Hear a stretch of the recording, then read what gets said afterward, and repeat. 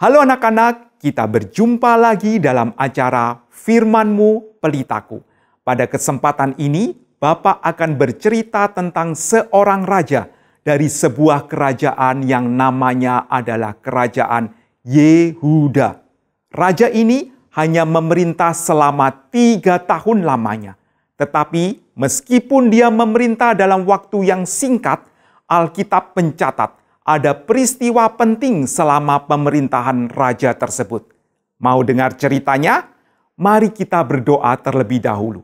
Ayo, semua lipat tangannya, pejamkan mata, tundukkan kepala, kita berdoa. Bapa yang di surga, tolonglah setiap kami yang mendengarkan firman Tuhan, untuk kami boleh mengerti kebenaran firman Tuhan, dan kami juga boleh melakukan kebenaran firman Tuhan tersebut di dalam kehidupan kami. Tolonglah setiap kami Bapa, di dalam nama Tuhan Yesus Kristus kami sudah berdoa. Amin. Anak-anak, pada kesempatan ini pertama-tama kita akan mengingat terlebih dahulu silsilah dari Raja Daud yang dituliskan di dalam Alkitab. Raja Daud. Alkitab menyebutkan Daud adalah seorang yang berkenan di hati Allah. Seorang yang melakukan segala kehendak Tuhan. Kepada Daud, Tuhan berjanji bahwa kasih setia Tuhan tidak akan hilang daripadanya. Tuhan berjanji bahwa kerajaan Daud akan kokoh untuk selamanya. Tuhan sendiri akan menjadi bapa atas keturunan Daud. Ini adalah janji Tuhan. Maka sama seperti bapa sayang kepada anaknya, Tuhan akan menghukum keturunan Daud jika melakukan dosa.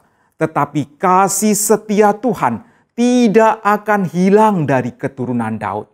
Raja Daud mempunyai anak yang menggantikan dia menjadi raja. Namanya adalah Salomo. Raja Salomo mempunyai anak yang menggantikan dia menjadi raja. Namanya adalah Rehabeam. Dan Rehabeam mempunyai anak yang menggantikan dia menjadi raja. Namanya adalah Abiam. Jadi, Abiam ini adalah cicit dari Daud, cucu dari Salomo. Pada kesempatan ini, Bapak akan bercerita tentang Abiam, di mana cerita ini diambil dari 2 bagian Alkitab, yaitu dari 1 Raja-Raja pasal 15 ayat 1 sampai dengan 8, dan dari 2 Tawarikh pasal 13. Abiam menjadi raja atas kerajaan Yehuda selama 3 tahun lamanya. Pada waktu Abiam menjadi raja, terjadi perang antara kerajaan Yehuda yang dipimpin oleh Abiam melawan kerajaan Israel yang dipimpin oleh Yerobeam. Jumlah tentara Abiam 400.000, sedangkan jumlah tentara Yerobeam adalah 800.000. Wah, tentara Yerobeam 2 kali lipat lebih banyak daripada tentara Abiam.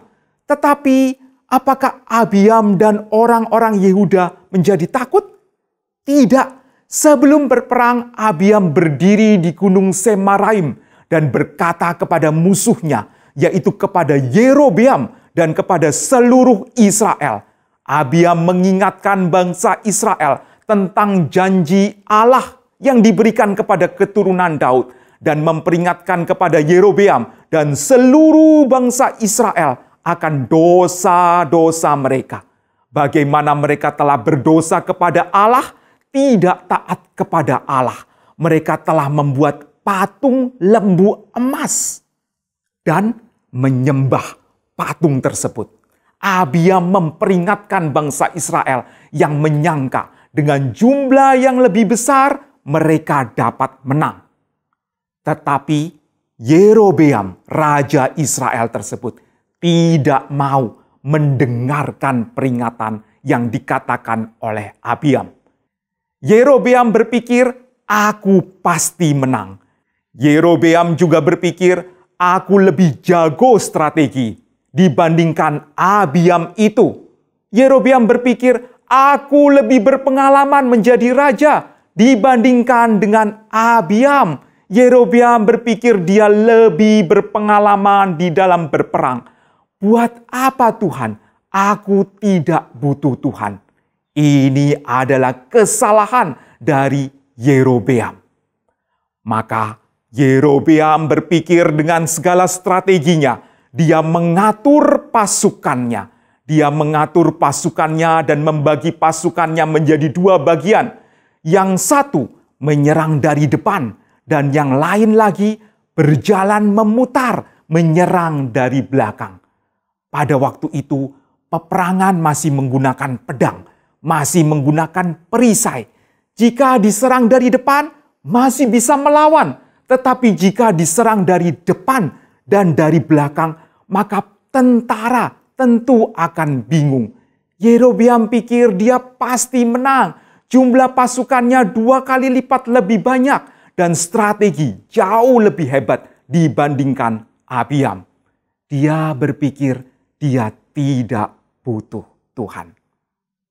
Maka anak-anak, ini adalah kesalahan dari Yerobeam. Ini adalah dosa dari Yerobeam. Maka mulailah mereka berperang. Pada saat itu, pasukan kerajaan Yehuda yang dipimpin oleh Abiam maju berperang. Mereka melihat musuh di depan mereka. Maka mereka maju ke arah musuh tersebut. Mereka membawa perisai. Mereka membawa pedang. Mereka maju dengan penuh semangat. Mereka tidak tahu kalau yang di hadapan mereka hanyalah separuh dari jumlah pasukan Yerobeam. Sedangkan yang separuh yang lain sedang berjalan keliling untuk sampai di belakang mereka.